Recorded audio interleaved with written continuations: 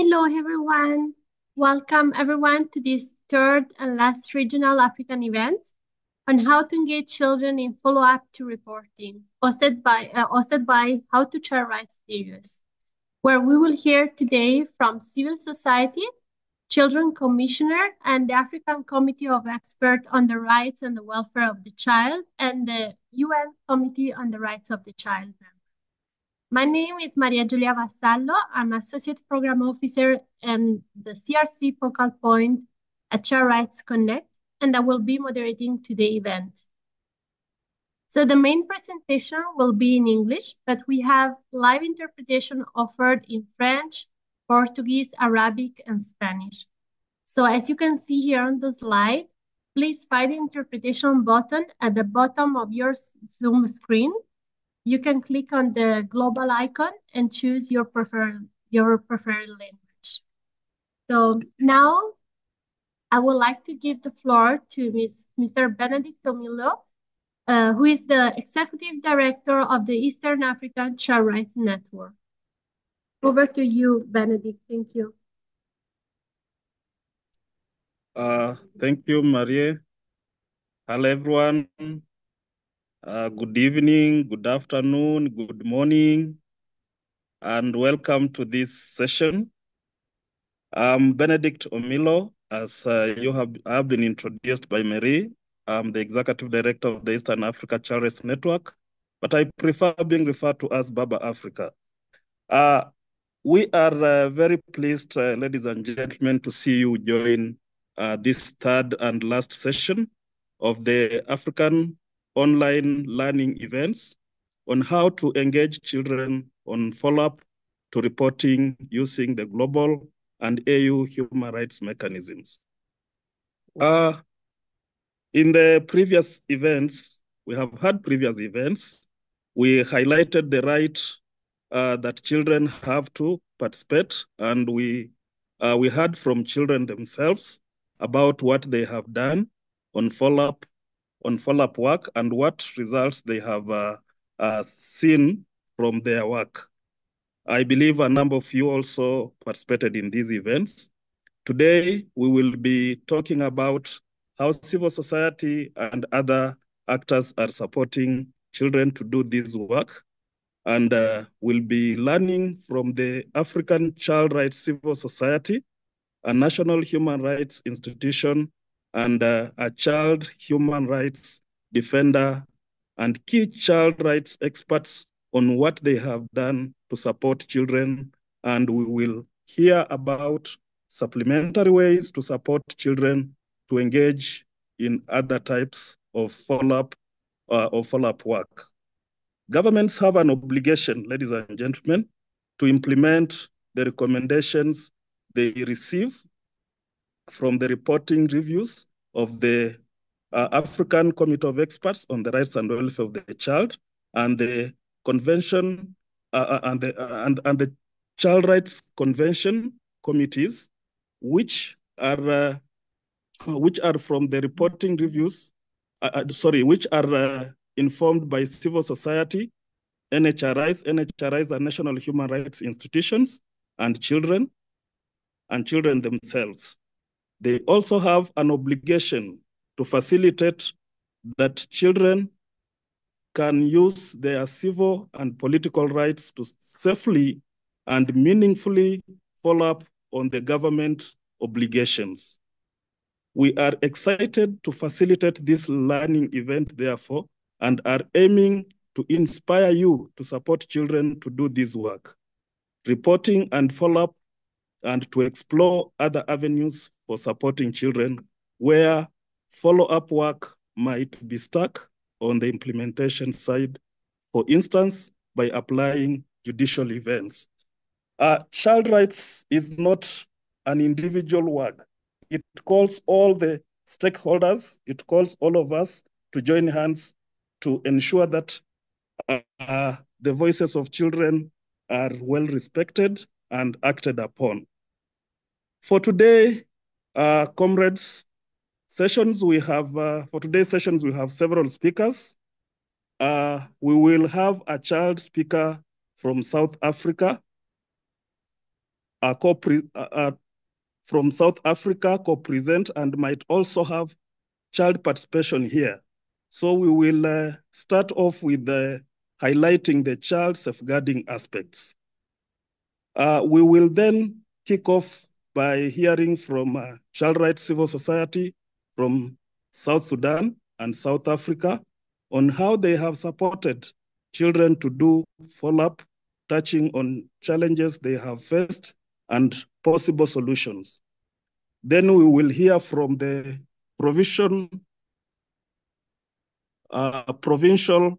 Children's Commissioner from Western Cape in South Africa about their work, and from a member of the children's group that the commissioner is working with on how they engage children in follow-up work.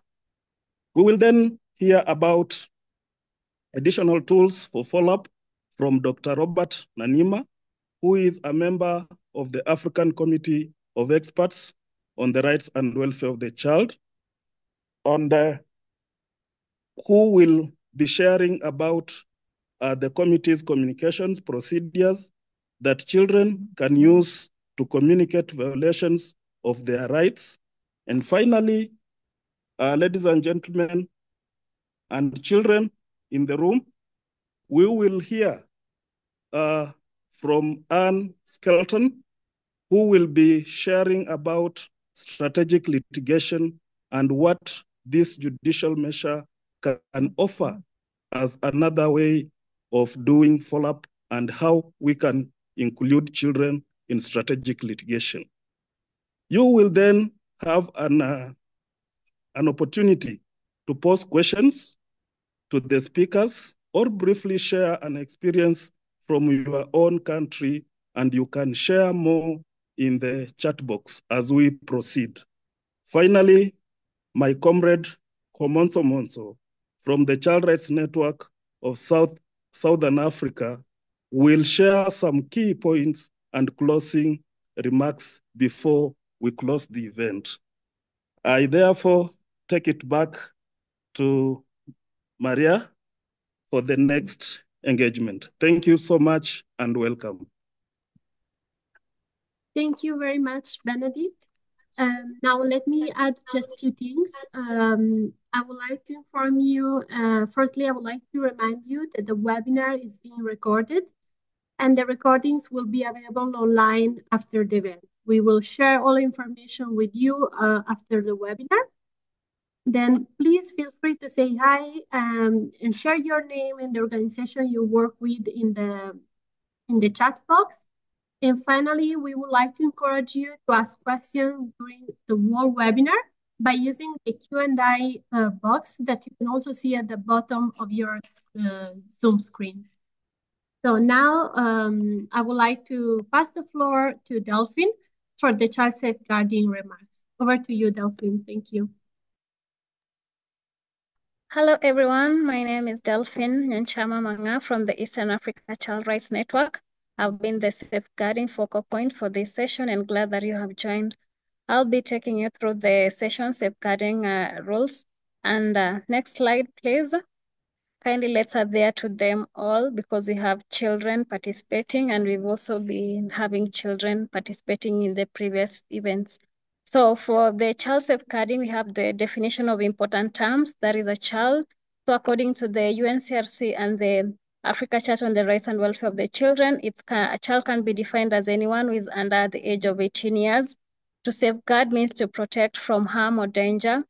Abuse means actions that lead to harm physically, emotionally, sexually, verbally, and psychologically. And exploitation means to treat someone unfairly so as to enjoy the benefits individually. Then we have a neglect, which is being uncared for, and harm, which is physical or mental damage, which is often done deliberately. It can also be emotionally, so it can be physical, mental, and it can also happen online or offline. Next slide, please. So for the safeguarding rules for this event, we're considering different situations and environment of children and adults in this webinar. We are encouraging that you may have a background that there is no noise that can affect the presentation. We should respect, listen, and equally value the voices of children and adults and all the presenters who are going to do the presentation today. Use effective and child-friendly languages and inclusive language to fully engage children. If you don't understand, kindly make use of the interpretation available so that we can engage everyone present here. Also, seek informed consent of children and parents or stroke guardians prior taking children's photos and videos. So if you are not comfortable switching on your camera, you can kindly switch it off, and there's no offense in that. And if there are children attending this, we kindly ask that you sign the consent forms, share with us, share via my email, which I will drop in the chat box so that we ensure that we are keeping you safe online. Next slide, please. So for the don'ts in this activity, we are not going to use languages, images, or emojis that will make suggestion or offering advice that is inappropriate, offensive, abusive, discriminatory, sexually provocative, or culturally insensitive, because we are coming from different backgrounds and different cultural beliefs, cultural background as well, and also religious backgrounds. We are also not going to taking screenshots of the online activity without the consent of all the children and adults in the photo or video, and if with consent, ensuring that all the children are portrayed as human beings, right holders, and partners in the photo. Then we are not going to publish the child last name or any personal information that could be used to identify the child's location. Then another thing, we are not going to act in ways intended to cause shame, discrimination, humiliate, belittle, or degrade any child or adult, or otherwise perpetuate any form of emotional abuse. Then we are also not going to asking for personal information of the child you are with or in contact for or work-related contacts unless there has been explicit authorization from organizers to do so for business purposes. So if you're here present with the children, we're not going to ask for any personal information. Just kindly attend and make sure we are keeping safe online. Thank you so much. Over to you, Maria. Thank you very much, Delphine, for sharing the child safeguarding. Now I will now pass the floor to our first speaker, Sita Sundale Nefale from South African National Child Rights Coalition. So we will have our first civil society presentation. Over to you, Sita. Thank you. Thank you very much, Anna, for the introduction, as well as introductory remarks from previous colleagues. So the task that I've been given is to talk from the experience of the South African National Child Rights Coalition on how on ways in which children can be engaged in follow-up and reporting to global and human rights mechanisms. Next slide, please. Very briefly about the South African National Child Rights Coalition. It is a coalition of organizations in South Africa working to promote children's rights in different thematic areas. And what the coalition does in particular is to facilitate coordinated civil society communication and advocacy for a stronger national child rights governance system that ensures that children's right to survive and be protected, to develop to their full potential, and to participate are recognized and advanced as national rights-based development priorities by all role players. It is important for me to say at the outset that the approach that the coalition takes is to support the work of its members, not to duplicate any efforts taken by members of the coalition. Therefore, when I talk through the presentation, you will hear me talking about the coalition supporting the work of its members to ensure child rights participation, as opposed to duplicating any effort. So you will hear about most of our work happening in policy development and provision of support where necessary. Next slide, please.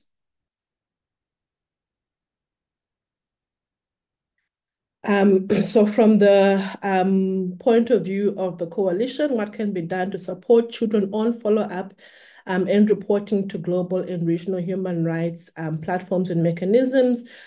Firstly, facilitating direct participation of children to report and follow up processes to mechanisms, to human rights mechanisms. And the coalition has supported some of its members to do so. So some of its members who carry out child participation programs and who need support in ensuring direct participation of children. The coalition has provided such support, such as helping with the development of complementary reports, helping with ensuring that children in some instances are able to directly participate or interact with the human rights bodies. Fostering awareness and capacity, civil society plays a crucial role in educating children and their communities about their rights and the reporting mechanisms available through human rights bodies. And again, the role of supporting its members, not duplicating the efforts of members.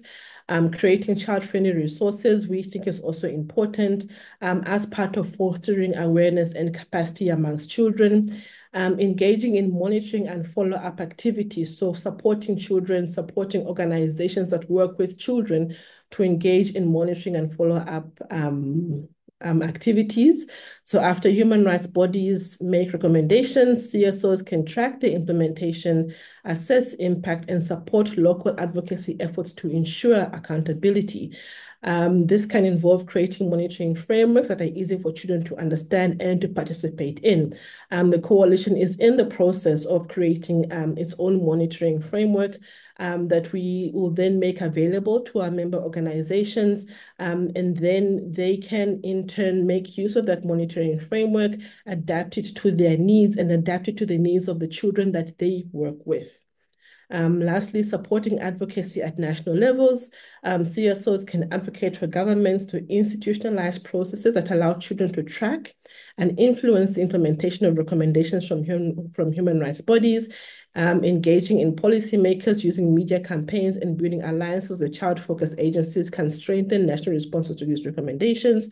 So one of the things we are doing is we're in the process of supporting one of our members that focuses on the rights of children with disabilities. So then supporting them to engage in the upcoming UN Committee on the Rights of the Child General Comment on Access to Justice. And then supporting any activities that they take up to engage with children who they work with. Next slide, please. Now, well, while all that is said and done, that sounds nice and that sounds exciting to do, there are gaps that we have to contend with and that we have to work within, but also gaps that we have to advocate to be filled. I haven't mentioned all of them in this presentation, but some of them that are key to mention. Firstly, is the gaps, the challenge around the institutionalization of processes to influence the implementation of recommendations. So we have been advocating for a while for the move of what we call the Office on the Rights of the Child to move from an implementing government body, which is the Department of Social Development, to have it move to the presidency. We have been advocating for that since before 2019. And the reason we believe it should be in the presidency is that it provides, the Office of the Presidency would provide broader oversight, stronger oversight and stronger monitoring. And this is something that was supported by the UN Committee on the Rights of the Child. And we believe that once that is in the presidency, it creates more room for stronger children's participation as well. They're able to engage directly with processes and mechanisms set up in the presidency, and for the presidency then to trickle that down to implementing departments. Another challenge is the Human Rights Commission, the South African Human Rights Commission, being under-resourced in terms of human capacity and financial resources. What this does then is that it limits its capacity, it limits what it can do in relation to following up with complaints in relation to children and supporting children in follow-up and in engagements with global and regional human rights bodies. And I think part of the work that the coalition is hoping to do is to advocate for more financial and human capacity support in relation to that. Secondly, we are engaging in supporting child participation through participation in government policy development. So we are currently participating in the development of the National Plan of Action for Children. This National Plan of Action for Children is a government's sort of 5-year plan on how children's rights in South Africa are going to be implemented and protected. One of the things that we are going to be pushing for as we engage in this process, in this development of this policy document, is better mechanisms for child participation, broader representation of children in mechanisms, in participation mechanisms, and systems, stronger systems that give legitimacy to current child participation mechanisms. Next slide, please. Lastly, I think we believe as a coalition and broadly as a sector, that children must be made a budget priority, with clear priority given to increase investments and efficiencies related to children. And again, this was something that was supported by the UN Committee on the Rights of the Child in their previous recommendations, where they recommended to the state how children must be made a budget priority. We believe that children being made a budget policy priority builds capacity for children to engage in policy development, and yeah, also important then for capacity building of children. So we believe it is important as we are advocating for children to be made a priority, also to ensure that we're building capacity of children about budgeting processes and what it means for them to be made a budget priority, engaging with them about advocacy and understanding existing government and civil society platforms and mechanisms. And we believe that by aligning national strategies, allocating resources, and involving children in these processes, South Africa can create a sustainable and participatory approach to monitoring and upholding children's rights on both global and regional platforms. Next slide, please. And I think this might be my last one. And I'm going to touch very briefly on this because I believe, as stated in the introduction, that they're going to be touched on in greater detail in presentations to follow, is how to follow up by using complaints mechanisms of the African Committee and the UN Committee on the Rights of the Child.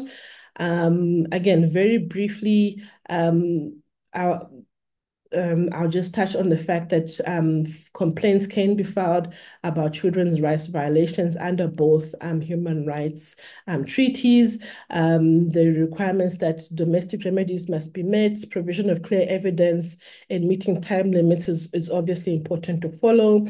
In relation to strategic litigation, choosing cases that are systemic, that address systemic issues.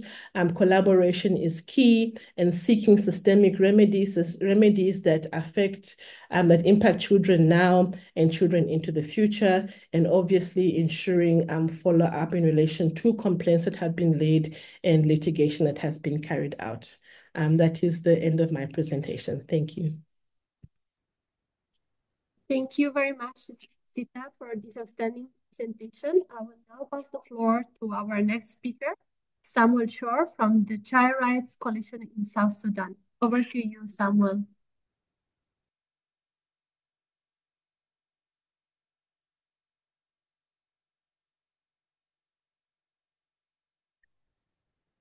Thank you, Maria and colleague. My name is Samuel Shore, the National Coordinator of Child Rights Civil Society Coalition based in South Sudan. We are a coordinated platform of 37 organizations advocating for the protection and promotion of children's rights, including budget advocacy, law, and policy influencing.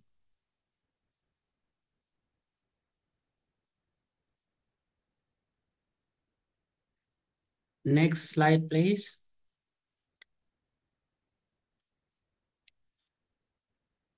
I'm going to give you background on the current on the status of the UNCRC in South Sudan. On 23rd January 2015, South Sudan ratified the UN Convention on the Right of the Child and became 195th state party to the Convention on the Right of the Child. In 2022, the government prepared and submitted the state party report. Civil society submitted 2 reports, the supplementary report by Child Rights Coalition and the child-led report by Children to the UNCRC committee. UNCRC Committee of Experts wrote to South Sudan government and highlighted what the government should do to help promote, protect, and improve its performance about child rights. The concluding observation. Next slide, please. How children are involved in the follow-up. 1, recommendations are disseminated to children through Children Council and Child Rights Club. These are based at the state level and also at the county level, and also Children Club in the school. Children are supported and facilitated to participate during the review of the recommendation. Recommendations that are not implemented are also identified, and then they are also shared with children. Institutions responsible for the implementation of pending recommendations are also identified. Children are facilitated to engage in a face-to-face dialogue with the concerned government authorities, especially ministers and senior government officials. Children are supported and facilitated to prepare and present petitions, including position papers to the concerned institution on the implementation of the pending recommendation. Next slide, please.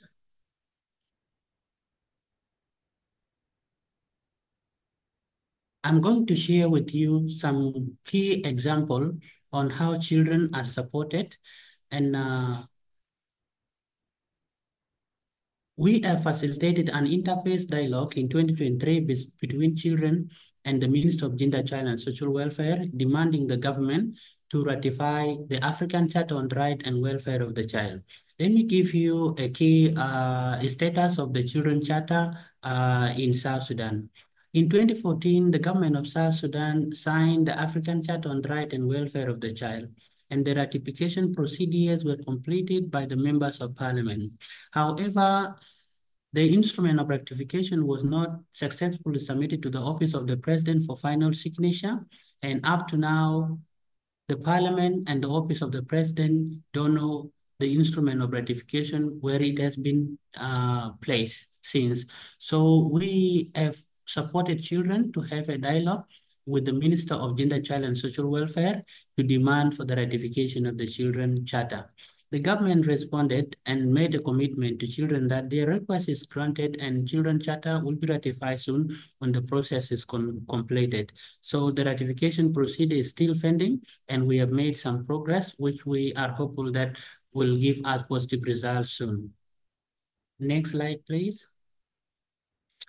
Children were supported and facilitated in 2022 to prepare and present a petition to the parliament demanding a budget increment for general education from 8.5% in 2021-2022 to 10% in 2022-2023 national budget as stipulated in the General Education Act 2012. Children demanded for the increment of EL's budget from 8.2% in 2022 to 15% in 2022-2023, in line with the budget declaration of 2001 to improve healthcare in the country. Children demanded for the increment of the Ministry of Gender, Child and Social Welfare budget from 0.3% in 2021-2022 to 1% in 2022-2023 budget to finance the National Social Protection Policy Framework through the Ministry of Gender, Child and Social Welfare. This is what we have been doing. We support children. The first thing that we do is to create awareness among children about the government process, the government commitment, and then the GAF. And then we allow children to make their own observation and express the thought that I have just shared with you to the decision makers. Let's look at the government. Let's look at the next slide, please. Children asked the government during September 2024 Child Protection Conference to stop the recruitment and use of children in the army.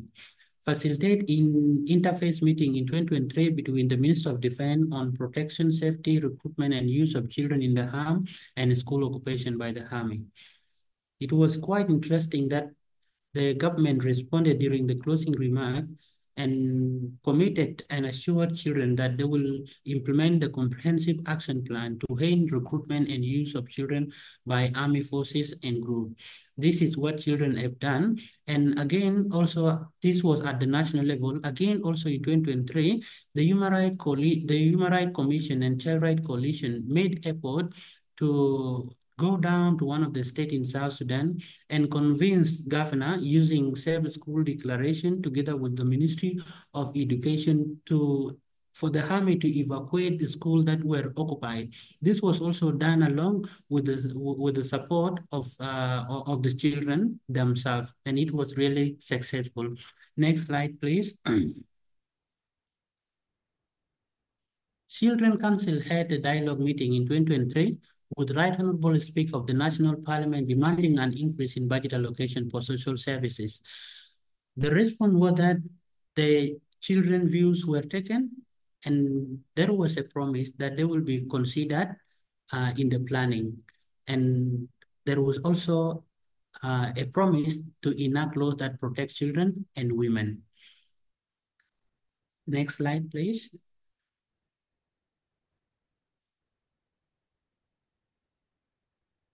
This is the support provided to children during the follow-up. One, facilitated children to interact with different stakeholders, as you have just heard from the previous example, provide transport and refreshment to children during the engagement, created a platform where children interact among themselves, the Child Rights Club, the Children Council, and currently we are in the process. We have developed together Plan International, Save the Children, World Vision, and Child Rights Coalition. We have developed a guideline toward the establishment of the National Children Parliament to complement the already existing structures of children in the school and also at the state. Provided technical guidance during the preparation of petition and position papers. Guideline on the establishment of the Children Council, provide space and opportunity for children alongside CSO's advocacy on children's rights. Next slide, please. Thank you. I have noted the minute. However, despite this good work, we have also faced some challenges. One is limited time for children since most of the engagement happened during school hours. Low willingness from some of the institutions to engage with children during follow-up, lack of systematic follow-up between children and duty bearers, limited resources for children participation in the country. We also have drinking civic space in South Sudan, which created fear among children, school administration, and parents. Also, we have working silos and poor coordination between international organizations and CSOs, which is not in line with localization agenda. Next slide, please. This is how we have planned to overcome the stated challenges. Some engagement between children and other stakeholders are conducted over weekend. Awareness raising on meaningful child participation by Child Rights Coalition in the country. Regular engagement with childline ministries of gender, child, social welfare, education, health to support children's voices during their engagement with other institutions. We have built a consortium to raise build a consortium to raise resources for child participation. As you have heard earlier on, Plan, World Vision, Save the Children, and Child Rights Coalition have an approach to do child participation jointly at the national level and also at the local level through Children Parliament, which we have already developed the guideline. Coalition building and evidence-based advocacy is key, since this is what the government need to inform their decision. Collaboration and partnership on child participation in line with localization agenda. Thank you.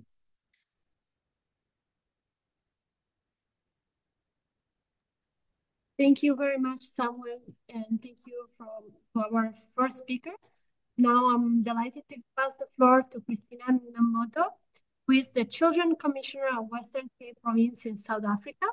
And she is accompanied by one child government monitor and advisor to the Western Cape Commissioner for Children, Solaka. So over to you, Christina. Thank you. Good day, everybody, and hi to my co-presenter, Solaka Noi.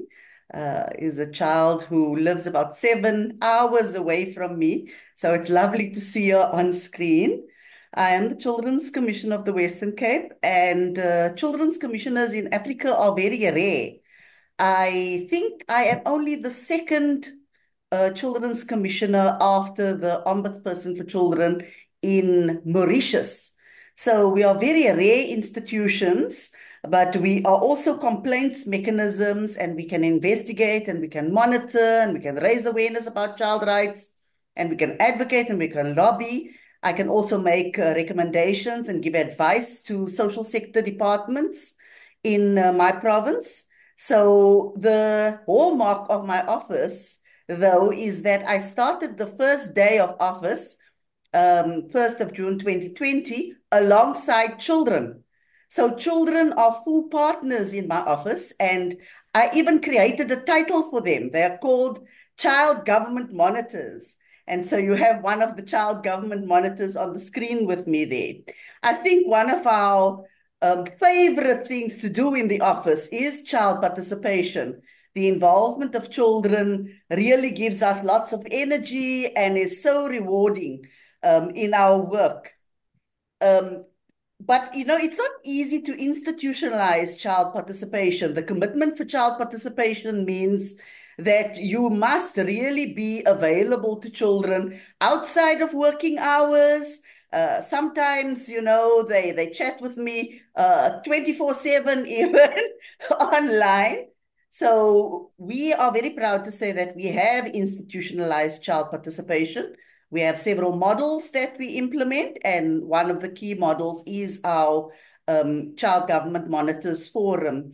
We have also decided that the first term of the commissioner, I'm the first commissioner of the in the country, South Africa, the first term of the commissioner's mission is #Little Voices Must Count. So I will only speak a little, and they will speak much more than me on this platform. I will simply share three lessons that I learned from child participation practice. Children need adults who diffuse their power ranking and are able to communicate with them as partners. So you will often hear the children in my office calling me Tina. There is no pomp and ceremony, commissioner this and bowing and scraping. They simply call me Tina, and I'm very comfortable with that because that means that we can talk to each other as partners. The second lesson, as I said, child participation requires mentoring and support for children in other elements of their lives. Child rights may be our passion and our job, but they also have school, they have friends, they have boyfriends, they have girlfriends, they have partners, they have family, that they have hobbies, and sometimes they want to talk to us about all of those things. And one cannot say, okay, I only want to talk to you about the things we are advocating on and not the rest of your life. So it's really about holding and supporting those children through their life journeys.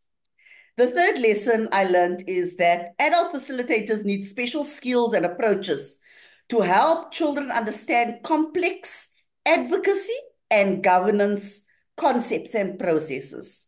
So we actually specialize in breaking down complexity into very simple words and phrases and processes that children can understand. And then children articulate that, and Solaka will explain what methods the child government monitors use to make government simple for other children as well. But a big lesson that I've learned is not everyone is suited to do child participation work, because authentic child participation really requires skills and training. And you need to also have a little bit of counseling experience, because children will need to be held on an emotional level as well. So the result of all this investment and passion is very rewarding, because in that process, I think we have enabled and empowered children to be child human rights defenders for self-advocacy. So when we come to meetings like this, I don't script what they speak. They speak of their minds and their hearts. I only edit for exuberance when they want to speak for 10 minutes and they only have 2 minutes to speak. Solaka will know what I'm talking about. So I'm handing over the floor to Solaka, who in fact has represented the office and her fellow child government monitors at UN and AU levels. So she's got a wealth of experience in this process. Over to you, Solaka. Thank you, Tina. Hello, everyone. My name is Solaka Noi, and I'm 17 years old. I'm a child government monitor, advisor, and travel ambassador in the Western Cape Commissioner for Children's Office. I met Tina when she was hosting a workshop at my school and joined the office in the year 2022. I was then added to our WhatsApp group chat where we have weekly sessions on Wednesdays to discuss submissions to government and our views on child rights topics. We've made many written, poster, and oral submissions to government on child rights issues, which include mental health in schools, inclusive sex education, child abuse, and vote at 16. We have influenced legislative initiatives such as the Children's Amendment Bill and the Basic Education Laws Amendment Bill by highlighting our recommendations for child rights alignment. We've also made a submission to the African Committee of Experts on the Rights and Welfare of the Child and the United Nations Committee on the Rights of a Child about our lived realities as South African children. We also submitted to the National Parliament on our inputs on the National 2023 Medium-Term Budget Policy Statement, and we continuously work with various provincial and national government departments, which include Treasury, Education, Health, Social Development, and the Department of Cultural Affairs and Sport, so that there is a child-centered service delivery. We created and presented a poster to the head of Provincial Health and Wellness Department outlining key findings for child-centered and child-friendly services from us visiting their facilities and in areas in which they can improve. We also engaged with the South African National Treasury regarding the 2024-2025 national budget. We advocated for a child-friendly governance system, and together we created a child-friendly budget guide. Child government monitors also made a child-friendly budget story in 4 different languages, which is English, Afrikaans, isiXhosa, and sign language. We also made a budget story poster, which is basically a visual representation of the budget process, summing up the concepts of national public budgeting in a way that all children can understand. I'm not going to lie, it's truly inspiring to see how these contributions and submissions shape policies and laws that positively impact children's rights across the country. Being part of the Western Cape Commissioner for Children's Office has given me the opportunity to make a difference and have my voice amplified. I will now ask that you please play Isabella's presentation, hence she unfortunately wasn't able to join us. Thank you very much.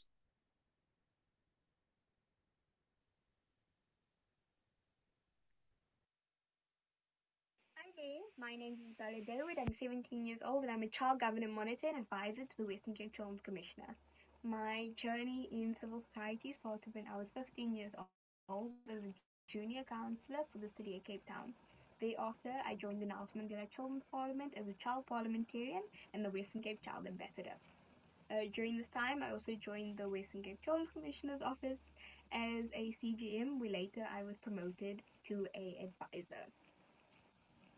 I've been able to use these roles to share the recommendations made by the UNCRC, and in collaboration with the Department of Social Development, I was lucky enough to facilitate a workshop on these observations that were made, as well as present a child-centered infographic on the recommendations that was made by the Western Cape Children's Commissioner's Office. One of the main things that I've learned about support within this industry between adult and child is that the more support given, overall, the better the results are for everyone. And as cliche as it sounds, in institutions where there's ample support given and where there is open communication between the government officials or the adults and the children, the quality of the work produced, as well as what they are able to achieve, and how open children are with them, skyrocket. And I feel like that's a major problem that we have in South Africa, where there is not a lot of communication between government officials and children. And I've been in situations on both sides of the spectrum. I'm extremely blessed within the WCCC, where I know for a fact I can go to Tina and I can go to the team and I can ask them questions, and no matter the complexity or what the process of reaching a certain conclusion was, they will sit down with me and they will explain it to me in a way that I will understand. However, having said that, I've also been in situations on the complete opposite side of the spectrum where I found myself sucking information out of people.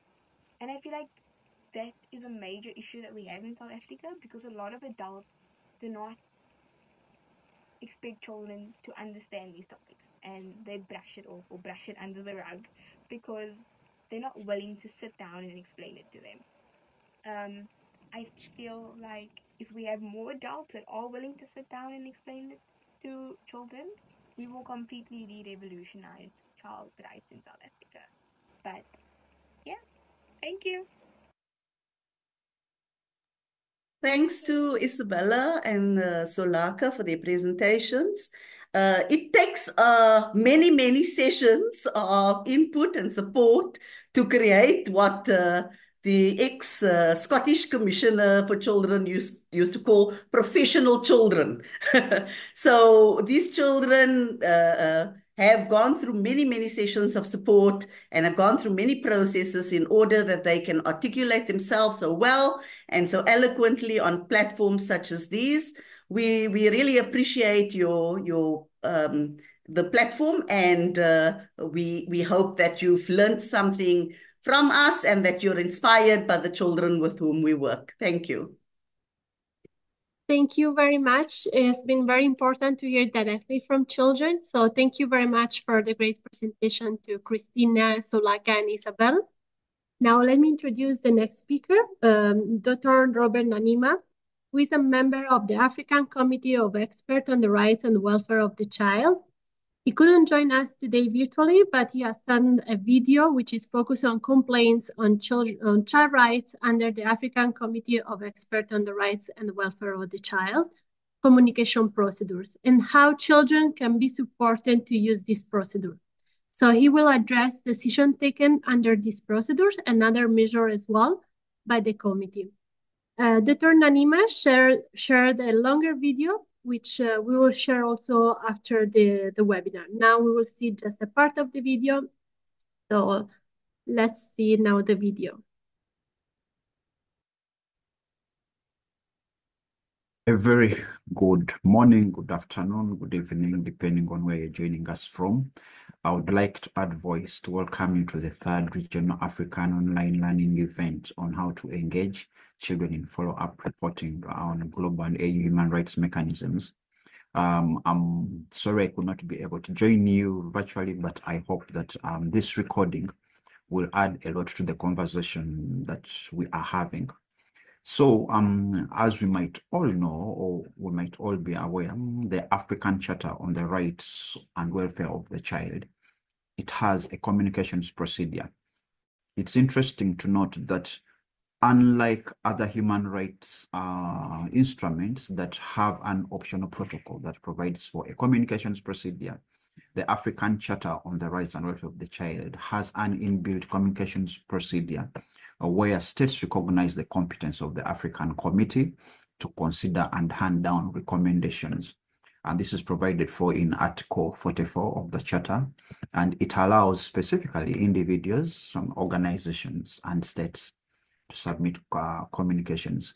So it's interesting to note that when you're looking at the place of the communications procedure, I would also have to appreciate that it's the kind of procedure that has not been heavily engaged on the part of the Africa Children's Committee. Yes, a lot has been done in terms of research, in terms of state party reporting, in terms of handing down concluding observations, but the aspect of the communications procedure, this is an area which still requires a lot of engagement. If we look at the numbers, as per the statistics on the website of the Africa Children's Committee, 24 communications have been received, and 10 have been finalized, of which out of the 10, about 7 or 8 have been concluded to their logical conclusions, and 2 others have been amicable settlements. That is the amicable settlement against Sudan and the amicable settlement against Malawi. About 5 communications have been declared inadmissible, 7 are pending, and another 7 are yet to be engaged. So the major countries, if I look at the major countries where most of the communications have been brought against, include Tanzania, Mauritania, Cameroon, Sudan, Senegal, Kenya, Uganda. It's interesting that the common denominator throughout all these specific communications is the fact that they have been brought by individual persons and organizations. We have not yet received a communication by a state against another state. So it's very imperative to note that that is the currently that's the outlook in terms of the use of the communications procedure. In terms of what has been done on specific communications, for some communications, we have needed to have follow-up visits for purposes of investigation, for purposes of getting more information, such as the matter that was brought against Senegal in terms of the Taliban's children. An investigative mission had to be carried out, such as the amicable settlement that was brought against Sudan. A fact-finding mission to Sudan was taken to establish the status of these children in the Blue Nile regions and South Kordofan. So in terms of follow-up, there's a lot of work that is done, and it's important to note that it's not only by the committee, it's by various stakeholders. For instance, when we're following up in Sudan, Plan International was heavily involved, Save the Children was heavily involved in spaces where we have had advocacy missions, not because of communications, but for purposes of trying to rally states to ratify. We have had missions to Somalia, we have had missions to South Sudan, and that is very important in that it does not only inform some of the communications, but it's part of that it's part of that cycle of trying to ensure that states at least stratify to be accountable or are accountable, and we look at the quality of the degree of accountability. There is an interesting matter that I think it's good to speak about. This is the Kenyan decision on children of Nubian descent. Some of the critical questions are what is the case about, what happened there as there have been impact. One thing that I should say is that this specific matter was brought by the Institute of Human Rights and Development in Africa and Open Society Justice Initiative against Kenya. We usually refer to it as the Nubian communication or the communication on children of Nubian descent. It's interesting, it was the first matter to be handled by the Africa Children's Committee that had aspects of violations of the principle of non-discrimination. In terms of the facts, it involved children of Nubian descent in the Republic of Kenya,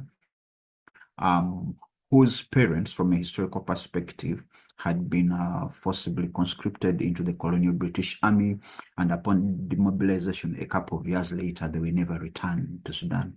So while the British colonial authorities allocated land to the Nubians, it was reported in that specific communication that the post-colonial government of Kenya regarded them as aliens. So the aspect of lack of ancestral land, failure to recognize their claim to land, it was linked to the denial of citizenship, and consequently, because they did not have citizenship, the children were affected. They would also not have citizenship, and because of that, they would not. They did not have valid documentation on the part of their parents. They could not get benefits that children with citizenship or legal status in Kenya had. And the other fact was that there was no legitimate expectation from the state, which would most probably lead them to being stateless children.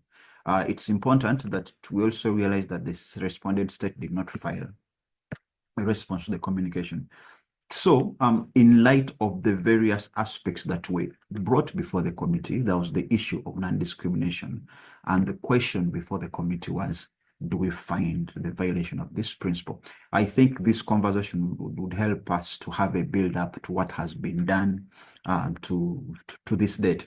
It's important to note that while the committee dealt with the 5 critical principles, I would like to really link them to the principle of non-discrimination, because it's something that was very critical, not only in looking at the normative perspectives in terms of non-discrimination, but how it would inform jurisprudence later on. So the committee did not look at just discrimination in a narrow perspective, but it looked at from the perspective of racial and ethnic discrimination and the fact that it's prohibited and it's part of customary international law.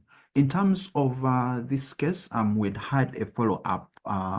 We had an engagement with the state at the recently concluded session where the Republic of Kenya was invited by the committee, and there were engagements in terms of this decision and this communication and others.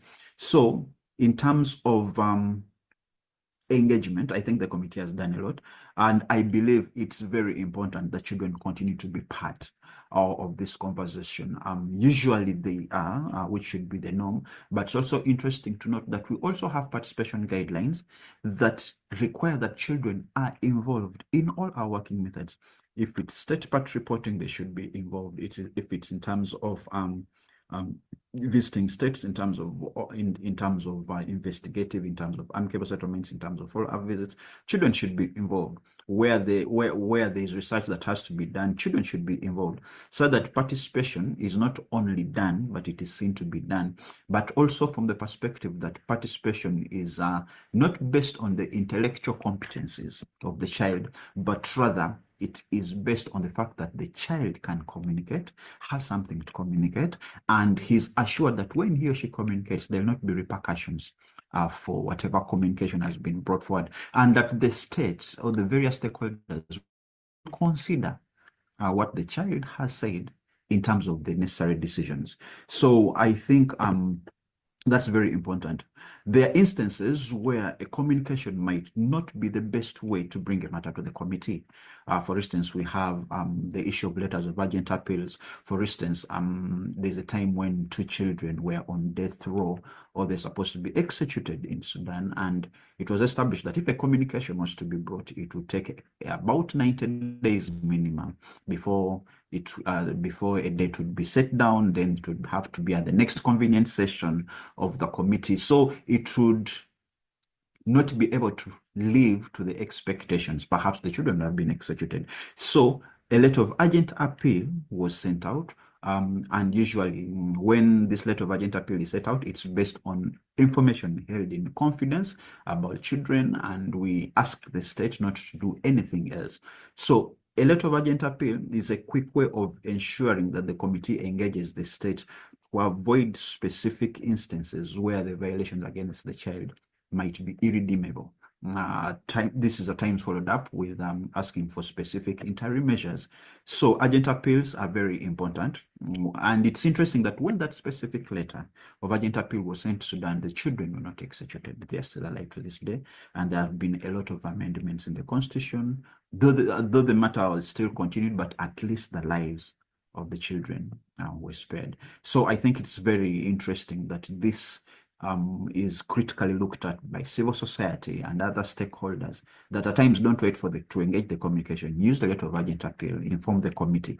And even if the committee is not in session, intersession, the specific country rapporteur, the chairperson, members of the bureau will get in touch with the state through the various diplomatic channels to ensure that they get in touch with the state and the communication to the state is done to ensure that children's rights are not violated. So it's interesting to note that yes, we haven't used a lot in terms of the communications procedure, but it's important that we use it. I would also want to call on stakeholders who work with the committee in terms of supporting the committee in the exercise of its mandate to develop, whether they could be short online courses, to the end that the aspect of the communications procedure is shared widely. Persons are able to know more about it, organizations are able to know more about it, such that at the end of the day, it's used, because it will become more inclusive when we have more information as a collective. Ladies and gentlemen in your various capacities, once again, thank you very much for allowing me to share with you. I hope I've added value to making our days count in terms of the How to Engage Children series, and have a great day. Thank you very much. Yes, I would really like to thank Dr. Robert Nanima. And now moving along today's agenda, I would like to introduce our next speaker, who is Anne Skelton. Anne Skelton is the chairperson of the UN Committee on the Rights of the Child. She's also a professor of law at the University of Pretoria and at the University of Leiden in the Netherlands. Anne has worked for her whole career on children's rights, mostly in South Africa, where she played a leading role in law reform and has argued major child rights cases in the Constitutional Court. For the last 10 years, her work has focused on the international level, including 8 years on the Committee on the Rights of the Child. And she will now speak about strategic litigation. So over to you, Anne. Thank you very much. Yes, thank you very much, Maria Julia. And it's been fascinating listening to this webinar. I've really enjoyed all of the input so far.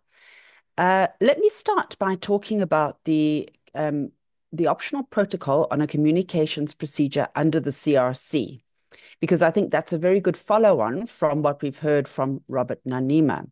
So although with the African Charter on the Rights and Welfare of the Child, the communications procedure is built in other words, if a state ratifies the African Charter, then they are also signing up to have complaints against them brought against them, unless they specifically accept from that, say that they raise an exception from that. But with the Committee on the Rights of the Child's communications procedure, there is a difference, and that is that states have to separately ratify the third optional protocol on a communications procedure to the CRC. And at the moment, only 53 states have done that. And unfortunately, most of them are in Europe and Latin America, and we don't have many ratifications from Africa. So I think that whilst it's a very useful tool, if we're going to make it work in Africa, then we would have to have more ratifications. And right now, it probably makes more sense to bring cases to the African Committee on the Rights and Welfare of the Child. But nevertheless, I want to just explain to you, especially for those few countries that have ratified the third optional protocol in Africa, what can actually be done under the optional protocol. So we have individual communications where children or groups of children can bring cases to the committee's attention. And we also have an inquiry procedure where an NGO or any person can bring to our attention very serious cases, grave or systematic cases, and then the committee can undertake an inquiry, although that has to be done in cooperation with the state against whom the complaint is brought.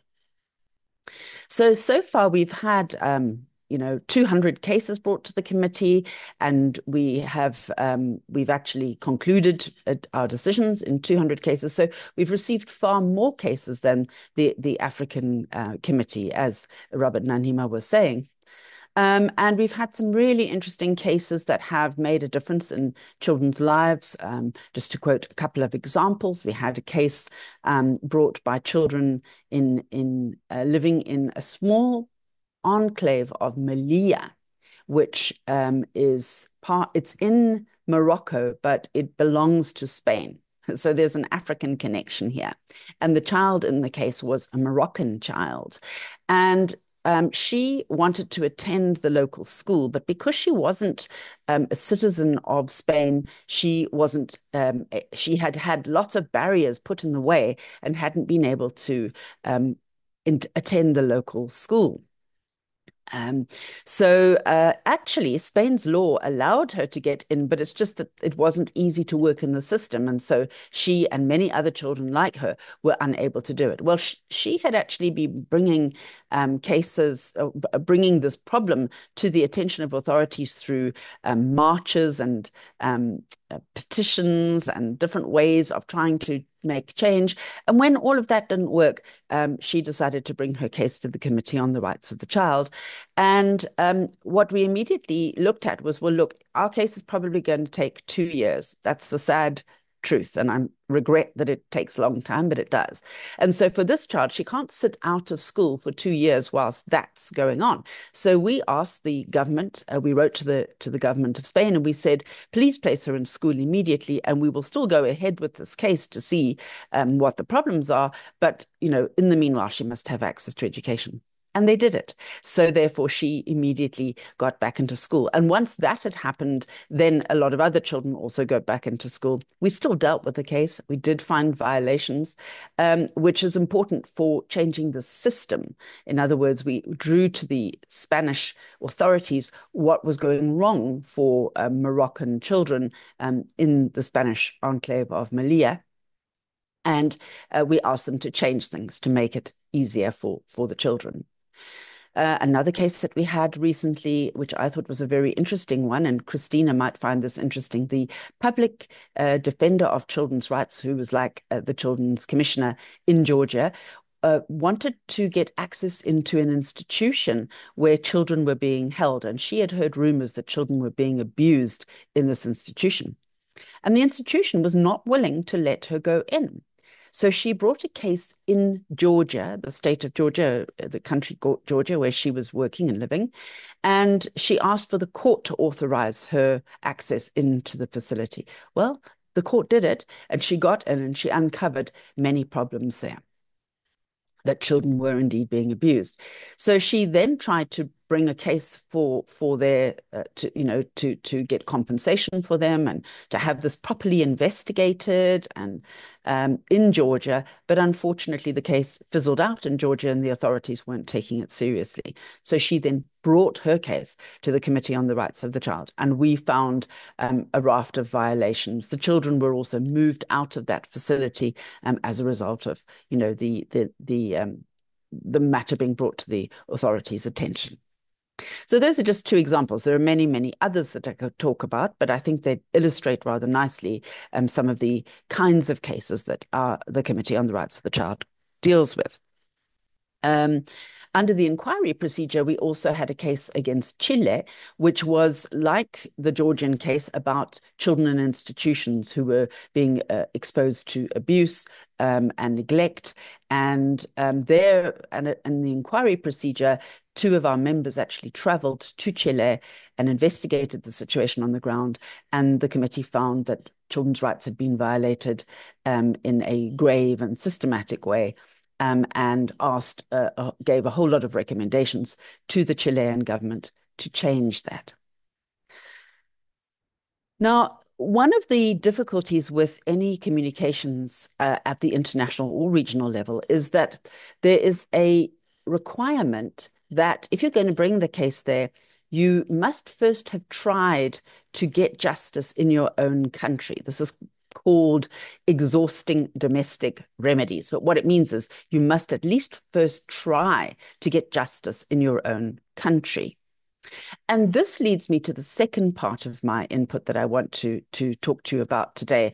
And that is that access to justice and remedies really has to start from the ground up. You can't start at the regional level or the international level. You have to start on the ground. And that's actually a good thing, because we want to build pathways of access to justice for children from the places where they are. Because obviously it's not easy to bring cases at the regional and international level. It's not easy to bring them at the national level often, but we need to try to build those pathways. And you might know that the Committee on the Rights of the Child is currently working on a general comment on this very topic, access to justice and remedies for children. So please look out for the opportunities to participate in the various consultations that will be coming up along the way, because we really want to hear from people who are working with and for children about the barriers that they experience, and to also get suggestions on how we might remove those barriers. So at the country level, we need to ensure that children can get access to courts, that there aren't too many barriers in the way, that there are legal services for them, preferably paid for by the government. But if that isn't immediately available, at least there should be lawyers that are willing to work with civil society and to act pro bono. In other words, not charging exorbitant fees or not charging fees at all to take the cases to court. And you'd be surprised, there are lawyers, although lawyers often have a bad reputation, there are some good lawyers that will take these kinds of cases for children. So that brings me to what is strategic litigation. Obviously, there are many children caught up in cases that are before the courts. They might be charged with offences. They might be in care and protection proceedings. They may be there because their parents are fighting about custody. They may be there because an inheritance has got very complicated and it needs to go to court. So there are some children that are already in these court systems, and we do want those systems to be better for them. But we also want the idea to be promoted that children can use the courts to advance any of their human rights. So, like the case I gave an example of earlier, the right to education, the right to healthcare, or wanting to comment or change something about the law that is not in line with their constitution or is not in line with the Convention on the Rights of the Child. And these can be very important cases because they are strategic because they're trying to reach a certain outcome or aim. And they are also collective cases, meaning they're not just about one individual child, although there may be an individual child at the heart of the case or several children in the case. But it is always about not only that child or those children, but also all other children who are in a similar situation to those children. And so this means that the outcomes of these strategic litigation cases can be very profound and have effects on hundreds of thousands of children, maybe even millions of children sometimes. So this work is being done on the continent of Africa in some states. And it's very exciting to see that there are lawyers that are developing practice using the Convention on the Rights of the Child and the African Charter and bringing cases to the domestic courts. So some of the people that are in this call have actually participated in cases like this. Christina Nomdo, who's now the commissioner in the Cape, for example, before in one of her previous jobs, she was involved in a case that I was involved in as well, which was about a law that was making it a crime if children engaged in sexual interactions with one another. And so what we wanted was that the criminal justice system shouldn't be the response for those kinds of cases. And that case went to the Constitutional Court in South Africa, and we won that case. And so now children who engage sexually with one another can be referred to services that will help them and advise them rather than treat them as criminals. That's just one example of many cases that have been brought in South Africa. But there are other countries like Kenya has also had quite a few interesting cases, Zimbabwe, Malawi, and Namibia. There are lawyers working. I'm talking Eastern and Southern Africa because it's the region that I know well. So I think the last minute that I have, I just want to say that this kind of work also involves cooperation between civil society, who usually know what the systemic problems are that we're trying to solve through strategic litigation. And it also requires very special kind of lawyering on the part of those working with children, because children should be involved in this work. They need to know at every step of the way, what is this case about, why they want to be involved in the case, what they want to get out of the case, and then if it is one, what they could do to monitor whether the case is successful on the ground afterwards. So there is a role for children, and there is also a follow-up to this kind of litigation as well, which I think coincides well with the overall theme of this webinar today. So I will close there and send my warm greetings to everyone on this call, wherever you are. Thank you very much, Ms. Skelton. Thank you very much for the outstanding presentation on strategic litigation. And thank you to stress the importance of state ratifying the third optional protocol on communication procedures, which is very, very important. So now Ms. Skelton was our last speaker for today's session. And so I'm now excited to open the floor for the Q&A. So you can raise your hand, and we will name you and unmute you. So otherwise, you can always use the Q&A box in the Zoom. So perhaps okay, Samuel, I've seen that you raise your hand. Please take the floor.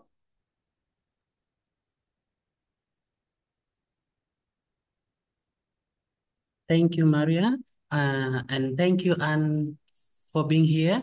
And it is my first time to see the UNCRC commissioner. I'm from the background of child participation, and I have now transitioned into adult, and I'm in the civil society doing advocacy for the protection and promotion of children's rights. South Sudan received the UNCRC committee concluding observation, and I would like to pass a comment, not a question, to Anne, maybe to recommend strongly to stakeholders in South Sudan. When South Sudan government, the state party submitted the report to the committee, complemented by the CSO's report and the children's report, it generally reflected the situation of the children in South Sudan. And when we received the UNCRC concluding observation, they were really very good to address the situation of children in the coming years. However, we have not come together as stakeholders in the country, including the government, to channel resources to address the situation of the children, which was recommended by the Committee of Experts on the Right of the Child. I would like to request Anne, through her office and the UN system, to pass recommendation to stakeholders in South Sudan to channel resources and expertise in addressing the UNCRC concluding observation in South Sudan.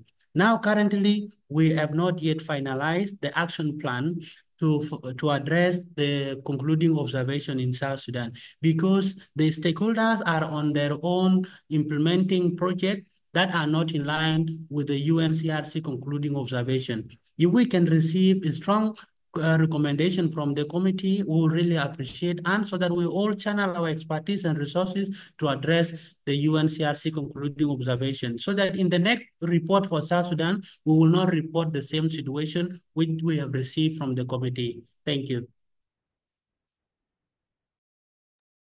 Thank you very much, Samuel. I've seen that there is also another question for Anne on the Q&A box. So I know it was in the chat, but maybe we can hear from Benedict as well, and maybe after Anne Skelton can reply to the question. So Benedict, over to you. Thank you, Maria, and thank you, Anne, for very, very nice and a presentation that is quite educative and also eye-opener. My question goes to, you have mentioned about children pro bono lawyers, and you know, they are there. Even in Kenya, we have a platform called Wakili wa Watoto, and there are also lawyers who actually come, or advocates who come to support or to litigate children issues. However, there have been this challenge of resourcing these lawyers, because apart from them with their technical expert, there are some background information, they are drafting, they are, you know, the paperwork that goes in and all that is required. So you find that a child may not be able to facilitate this, and it calls upon organizations to support these lawyers, but they have really cried not getting support. Also, another thing that comes, especially when the court is when the case is sensitive or when the matter is sensitive, you find that even the life of these lawyers and the children themselves is not safe. So how do you safeguard these lawyers and also the child, and also looking at what are the opportunities, what organizations are there that support, you know, such lawyers in many ways? Like they also need also psychosocial support sometimes in other cases. So what are the frameworks and you know, systems that are there to support these lawyers, safeguard them, resource them while they are doing this pro bono work? And perhaps, Mary, you will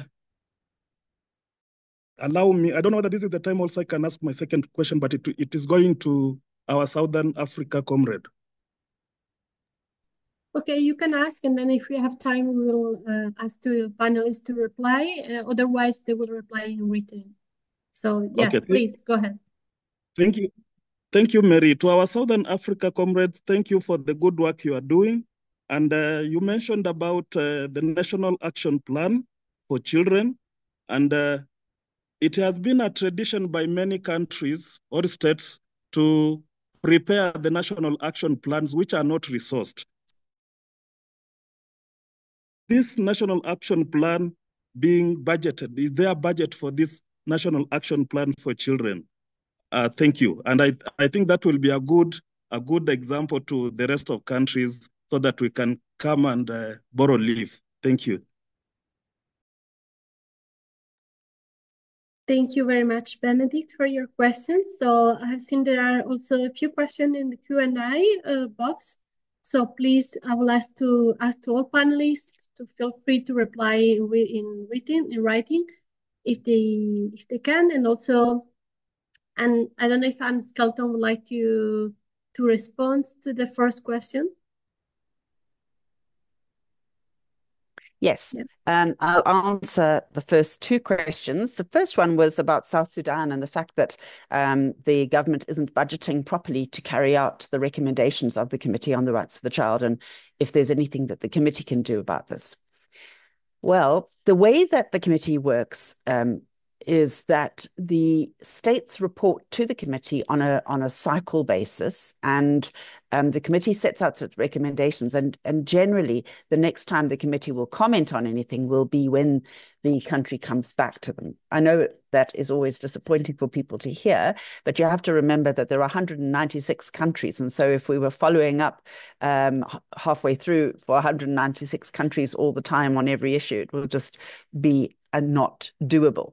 However, the committee does sometimes write to countries about very specific crises or issues. So if, for example, something is going badly wrong, something is going backwards, particularly around minimum age of criminal responsibility or the possibility of children being executed, or a crisis of some sort that has occurred in the country that requires some intervention, then the committee will write. We send a letter to the mission in Geneva, and then the mission sends it to the country.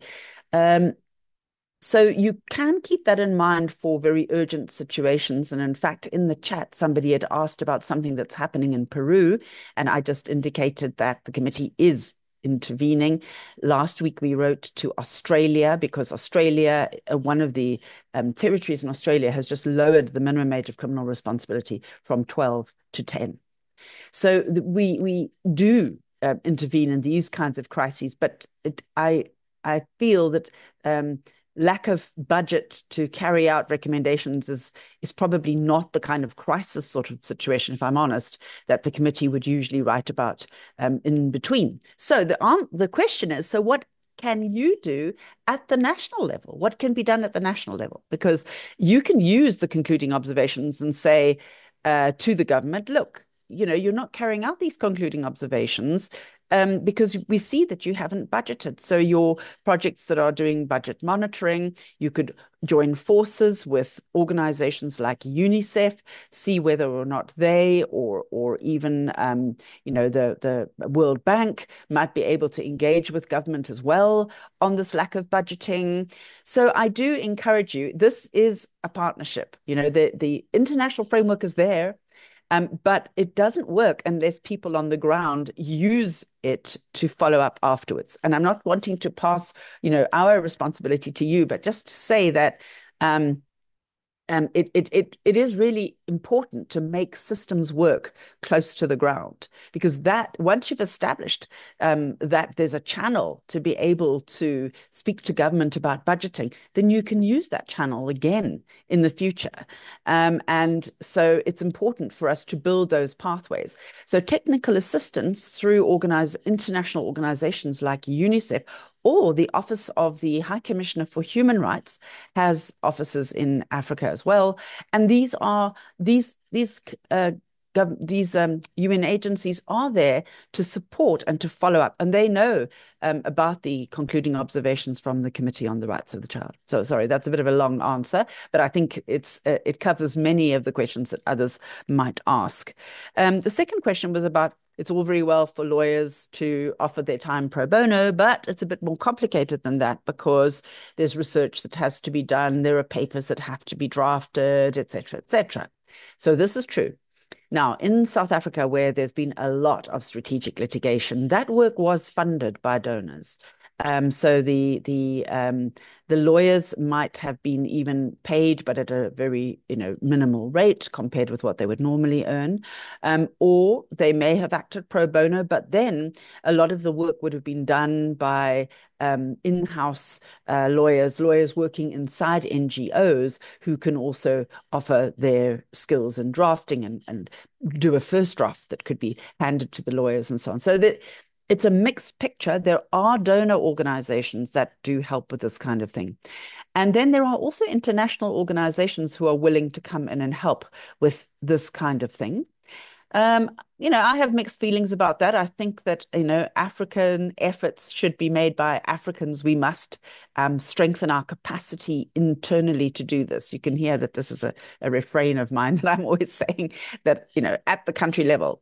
And we need to strengthen that. And I believe in it so much because I worked most of my career at the national level, right? I'm on the Committee on the Rights of the Child now for 8 years, but before that, all the work I did was in South Africa, right? So I know that these systems can be built on the ground.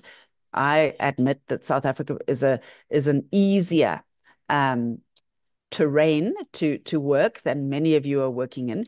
But listen, we have to walk those pathways. We've got to make these things work for us on the ground. But nevertheless, it's still okay to take support and advice from international organizations whilst retaining clearly that you are the ones who are going to be calling the shots and you're in control and you will say how the case should be run. But using and borrowing and learning from others is also okay. So maybe we, just to the organizers, we could think about trying to build some resources around what sort of organizations internationally might be willing to help, and also what donors might be interested in funding this kind of work in Africa.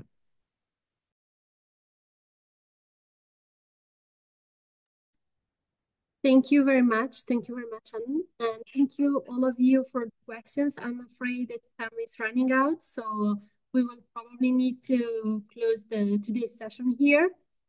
Please, if you have further question, you can write to us and we will provide further response in writing. So I would really like to thank all panelists for this informative session. And now I will turn over the floor over to Kumoso from Child Rights Network for Southern Africa for the closing remarks. Over to you. Good afternoon, colleagues, and thanks very much for a very fruitful engagement and insightful session. And as we conclude, allow me to indicate that for the 3 learnings event we shared a follow-up with children across 10 African countries, notably Ivory Coast, Malawi, Mozambique, Rwanda, Senegal, South Africa, South Sudan, Tanzania, Uganda, and Zambia. And it's very important now to look in terms of what are our key takeaways from this critical session. Firstly, it's important for us to ensure that we make follow-up on recommendations and/or continuing observations, primarily to achieve implementation on the ground within the communities where sharing or where the actual evaluation takes place. Secondly, it's important to note that child participation provides legitimacy and ownership on child rights issues. Therefore, it's important for us to continue to amplify the voices of children. And in the cases where if states are not implementing recommendations or policies, then it becomes our responsibility to support children to make complaints, and in relation to the complaint mechanism that Prof. N and Prophet Robert explains about violation of the right, and support children to, where possible, engage in a strategic litigation to achieve national reforms and justice at that level. And most importantly, in order for us to ensure safe, meaningful, and sustainable participation of children, as civil society organizations and other key rights stakeholders should ensure that, one, we support children to do follow-up using systematic and long-term approaches. We support child clubs, child parliaments, and child advocacy networks. We facilitate spaces for consulting and hearing children public decision-making, and apply the 9 basic requirements in supporting children to do follow-up. We focus on accountability. This is very critical.